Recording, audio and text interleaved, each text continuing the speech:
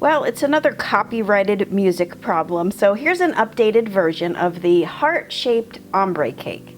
It's my original vanilla cake recipe where I'm using flax meal for the egg replacer, but I have used Bob's red meal with great results too, so feel free to use whatever egg replacer you like the most.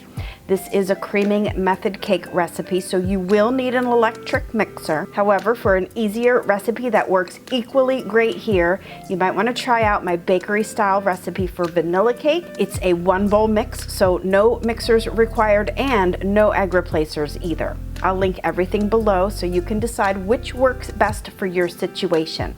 But for this cake recipe, a creaming method will always mean that you cream the butter and the sugar together first, then add the egg replacer. Then, in this case, it's actually an alternating creaming method because of the high amount of liquids in this recipe, which is what makes it moist and fluffy and delicious. But we do have to alternate the dry ingredients with the wet ingredients in 3 separate additions. This allows the liquids to be absorbed into the batter slowly without curdling or breaking the batter. Now, some people have asked me how this doesn't make the cake tough with all that mixing, but we are doing it very quickly. The whole process should not take more than 90 seconds to get it all in there.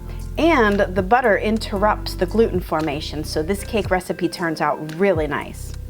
All right, we're making it ombre style, so divide the batter into 4 separate bowls for the food coloring. And the cool thing about this recipe is that it does really well sitting out on the counter while the separate layers bake. Now, I know not many of us have 4 heart-shaped pans, so this one has to wait for the first one to bake. The layers are thin enough though, so they don't take very long to bake. And I didn't even wash the pan in between layers. I just replaced the parchment paper and added more pan grease. Oh my God, how dare you.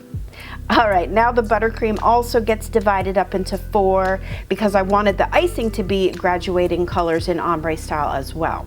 Obviously, if you don't have heart-shaped pans, this recipe will work great in 7-inch round cake pans too, but originally this video was for Valentine's Day.